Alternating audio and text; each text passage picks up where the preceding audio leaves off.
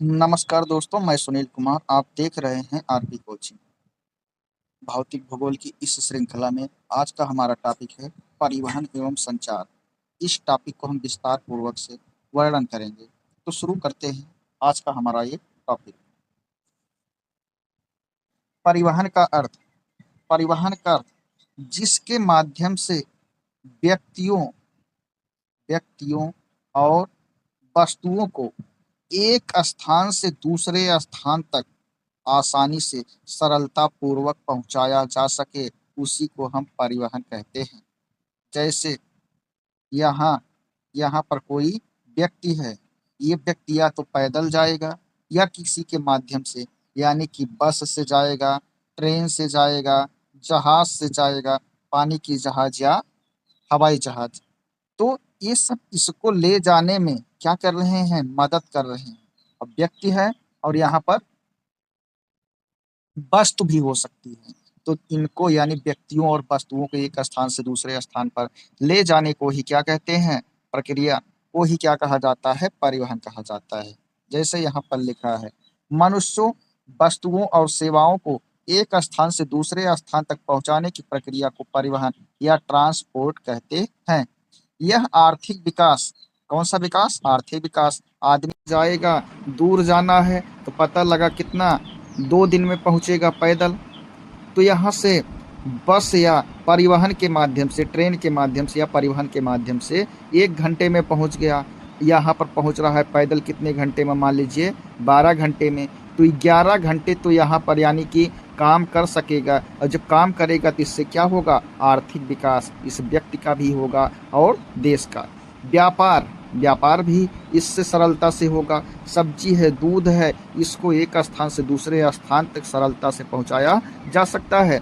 उद्योग, पर्यटन, पर्यटन अगर परिवहन की व्यवस्था है तो पर्यटक भी क्या करेंगे? आसानी से वहां पर पहुंचते हैं। जैसे विदेशों से पर्यटक कहाँ पर आते हैं? ताज को देखने के लिए। कैसे आते हैं? परिवहन के माध्यम से। राष्ट्रीय एकीकरण, राष्ट्र को एकता के सूत्र में भी कौन बांधता है? परिवहन। चाहे तमिलनाडु यानी कन्याकुमारी से लेकर जम्मू कश्मीर तक, श्रीनगर तक, यहाँ गुजरात से लेकर अरुणाचल प्रदेश तक, इन सबको एकता के सूत्र में बांधा है कौन? परिवहन।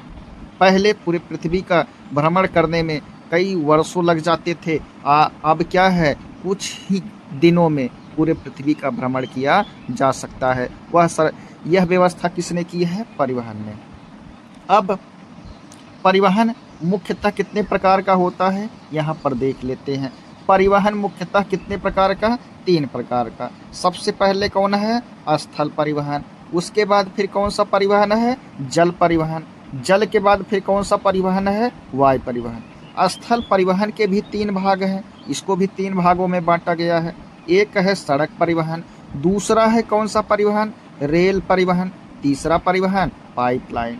वैसे जल परिवहन को कितने भागों में बांटा गया है? 2। एक है राष्ट्रीय, दूसरा है अंतर्राष्ट्रीय। राष्ट्रीय परिवहन को आंतरिक परिवहन और अंतर्राष्ट्रीय परिवहन को समुद्री परिवहन भी कहा जाता है। वैसे ही वायु परिवहन को भी 2 भागों में, एक है आंतरिक परिवहन, दूसरा है बाह्य परिवहन, यानी कि राष्ट्रीय और अंतर्राष्ट्रीय। जैसे दिल्ली से चेन्नई, मुंबई या कोलकाता जाना है तो कौन सा परिवहन होगा? राष्ट्रीय।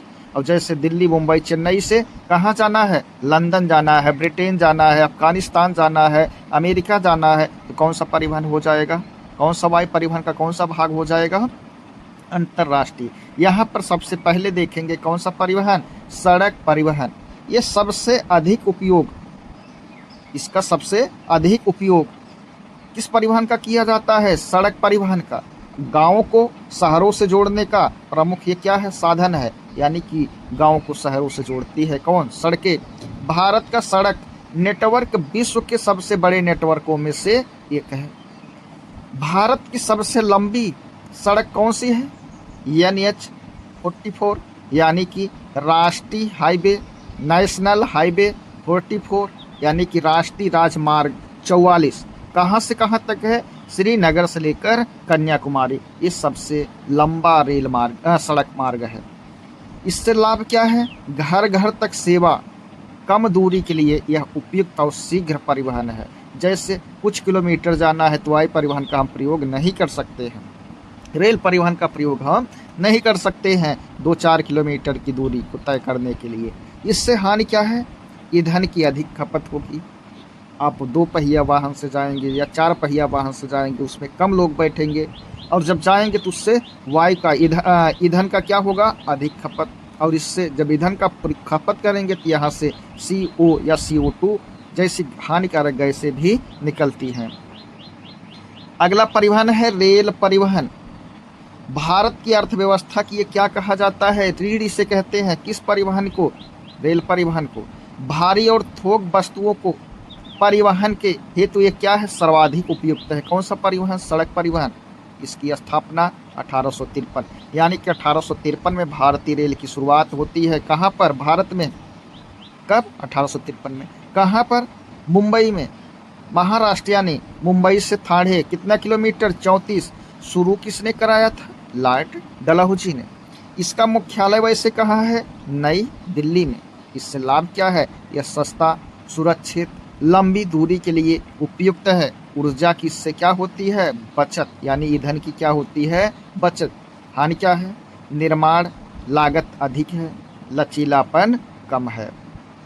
अगला परिवहन है कौन सा परिवहन? जल परिवहन, अंतर्देशीय परिवहन। और दूसरा कौन सा है? समुद्री परिवहन। हमने इसको देखा है। नदियों, झीलों एवं नहरों के माध्यम से ये क्या होता है? इस परिवहन का प्रयोग। जैसे भारत का सबसे लंबा अंतर्देशीय या आंतरिक परिवहन कौन सा है? जलमार्ग। राष्ट्रीय जलमार्ग नंबर 1 किस नदी पर है? गंगा। किस नदी पर है? गंगा। कहाँ से कहाँ? प्रयागराज यानी इलाहाबाद। कहाँ तक? हल्दिया यानी UP टू कहाँ? पश्चिम बंगाल। यहाँ से यहाँ तक इसको जोड़ता है। समुद्री परिवहन अंतर्राष्ट्रीय व्यापार का प्रमुख माध्यम है। भारत का लगभग 95% विदेशी व्यापार किससे होता है? समुद्री मार्ग से ही होता है। भारत के प्रमुख अंतर्राष्ट्रीय बंदरगाह जैसे कौन है? जैसे कांडला। कौन है? कांडला। जैसे मुंबई। कौन सा? मुंबई। पंडित जवाहरलाल नेहरू, पारादीप, तूतीकोरिन, हल्दिया, कोलकाता हो गया, न्यू मंगलौर। ये सब क्या है? भारत के अंतर्राष्ट्रीय प्रमुख बंदरगाह हैं। वायु परिवहन सबसे तेज परिवहन का साधन है। उच्च मूल्य और शीघ्र नष्ट होने वाली वस्तुओं को क्या करते हैं? इसको एक स्थान से दूसरे स्थान पर ले जाने में सरलता होती है।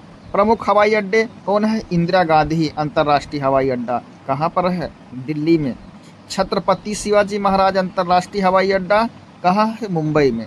लाभ क्या है? समय की बचत। दुर्गम क्षेत्रों मतलब पहाड़ पर्वत किसी भी स्थान पर इससे हम जा सकते हैं। हानि सबसे महंगा परिवहन है। अब देखेंगे पाइपलाइन। इससे पेट्रोलियम, प्राकृतिक गैस, जल के परिवहन हेतु इसका प्रयोग किया जाता है। प्रमुख पाइपलाइन हजीरा, विजयपुर, जगदीशपुर। HBJ इससे यह कैसी पाइप है? Gas pipeline. यह लाभ क्या है? सुरक्षित और कम लागत। अब देखेंगे संचार का अर्थ, परिवहन का अर्थ जिसमें व्यक्ति और वस्तु को एक स्थान से दूसरे स्थान पर लेकर जाते थे। और संचार से सूचनाएं, विचारों, संदेशों, भावनाओं का एक स्थान से दूसरे स्थान तक आदान प्रदान ही क्या कहलाता है? संचार यानी कि कम्युनिकेशन कहलाता है। यह सामाजिक, आर्थिक और राजनैतिक विकास का महत्वपूर्ण क्या है? आधार है। कौन? संचार। संचार के प्रमुख प्रकार। व्यक्तिगत संचार मतलब जिसमें दो या अधिक व्यक्तियों के बीच सूचना का आदान प्रदान किया जाता है। जैसे पत्र के माध्यम से, टेलीफोन के माध्यम से, मोबाइल या ईमेल के माध्यम से। जनसंचार एक साथ बड़ी संख्या में लोगों तक सूचना पहुंचाना क्या है? जनसंचार है। जैसे जनसंचार में क्या आएगा? समाचार पत्र आएगा, रेडियो से आप प्रसारण होगा तो 1-2 व्यक्ति नहीं सुनेंगे। लेकिन टेलीफोन और पत्र, मोबाइल सिर्फ कुछ 1 या 2 लोग ही क्या कर सकते हैं? इससे सुन सकते हैं। लेकिन रेडियो तो पूरे देश में, टेलीविजन, इंटरनेट। डाक सेवा। भारत में डाक सेवा का इतिहास प्राचीन काल से जुड़ा है। मौर्य एवं गुप्त काल में दूतों और घुड़सवारों द्वारा संदेश को भेजा जाता था। शेर शाह सूरी ने डाक चौकियों की स्थापना किया। पूछा गया प्रश्न है, डाक चौकियों की स्थापना शेर शाह सूरी ने किया था। ब्रिटिश काल में 1854 में लॉर्ड डलहौजी ने आधुनिक भारतीय डाक विभाग की स्थापना किया। आधुनिक भारतीय डाक विभाग के संस्थापक लॉर्ड डलहौजी था। स्वतंत्रता के बाद डाक नेटवर्क का व्यापक विस्तार हुआ। आज भारतीय डाक विभाग, जिसका मुख्यालय कहाँ पर है, नई दिल्ली में है, विश्व का सबसे बड़ा डाक नेटवर्क संचालित करता है तथा डाक बैंकिंग और बीमा सेवाएं भी प्रदान कर रहा है। अब देखेंगे दूरसंचार। दूरसंचार का विकास 19वीं शताब्दी में टेलीफोन के आविष्कार से शुरू हुआ। भारत में टेलीफोन सेवाओं का विस्तार स्वतंत्रता के बाद तेजी से हुआ। 1990 के दशक में मोबाइल संचार की शुरुआत होती है। मोबाइल संचार की शुरुआत कब होती है? 1990 में, जो आज सबसे लोकप्रिय संचार का माध्यम बना है। वर्तमान में 4G और 5G सेवाएं डिजिटल कनेक्टिविटी को बढ़ावा दे रही हैं। इंटरनेट ने संचार क्षेत्र में क्रांति ला दी है और यह ईमेल, ई गवर्नेंस, ऑनलाइन शिक्षा, डिजिटल भुगतान और ई कॉमर्स जैसी सेवाओं का क्या है, प्रमुख आधार बन चुका है। रेडियो वायरलेस संचार का एक महत्वपूर्ण माध्यम है। भारत में रेडियो प्रसारण की शुरुआत कब? 1927 में हुई। 1936 में ऑल इंडिया रेडियो आकाशवाणी की स्थापना की गई। यह समाचार, शिक्षा, मनोरंजन और जन जागरूकता का क्या है, प्रभावी साधन है। रेडियो कम लागत वाला माध्यम होने के कारण ग्रामीण दूरस्थ क्षेत्रों में विशेष रूप से उपयोगी और प्राकृतिक आपदाओं और आपातकालीन परिस्थितियों में भी यह सूचना प्रसारण का विश्वसनीय माध्यम बना रहता है। कौन? रेडियो।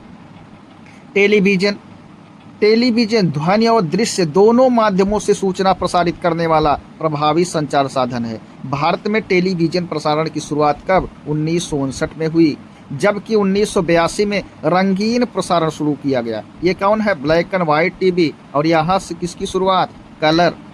दूरदर्शन भारत का सार्वजनिक प्रसारण है। टेलीविजन शिक्षा, समाचार, मनोरंजन और सरकारी योजनाओं के प्रचार प्रसार हेतु महत्वपूर्ण भूमिका निभाता है। यह जन जागरूकता बढ़ाने तथा सामाजिक, सांस्कृतिक और राष्ट्रीय एकता को मजबूत करने का प्रभावी माध्यम है। कौन? टेलीविजन। उपग्रह संचार कृत्रिम उपग्रहों के माध्यम से सूचना के आदान प्रदान की आधुनिक प्रणाली है। भारत ने 1980 के दशक में इनसैट श्रृंखला के साथ उपग्रह संचार की व्यापक रूप से विकसित किया। वर्तमान में इनसैट मतलब इंडियन नेशनल सैटेलाइट सिस्टम और जीसैट, जियो स्टेशनरी सैटेलाइट संचार, मौसम पूर्वानुमान, टेलीविजन प्रसारण, दूरस्थ शिक्षा, आपदा प्रबंधन तथा रक्षा क्षेत्र में महत्वपूर्ण भूमिका निभा रहे हैं। उपग्रह संचार ने देश के दूर दराज क्षेत्रों में भी राष्ट्रीय संचार नेटवर्क से जोड़ने में क्या किया है? योगदान दिया है। डिजिटल संचार में क्या आएगा? इंटरनेट आधारित संचार प्रणाली, जिसमें सूचना के आदान प्रदान को तेजी से, सरल और व्यापक बनाया गया है। भारत में 1995 में इंटरनेट की शुरुआत हुई। कब होती है इंटरनेट की शुरुआत? 1995। जबकि डिजिटल इंडिया अभियान कब शुरू किया गया? 2015। इसके विस्तार को गति दिया। आज social media, email, video conferencing, digital भुगतान, ई गवर्नेंस और ऑनलाइन शिक्षा डिजिटल संचार के प्रमुख माध्यम है। इसने प्रशासन, व्यापार, शिक्षा और सामाजिक संपर्क के क्षेत्र में क्रांतिकारी परिवर्तन लाकर भारत को डिजिटल युग की ओर आगे बढ़ाया है। दोस्तों, यह क्लास हमारी यहीं पर समाप्त होती है। अगर वीडियो पसंद आया हो तो लाइक, शेयर, सब्सक्राइब करना ना भूलें। आरपी कोचिंग के साथ मैं सुनील कुमार, धन्यवाद।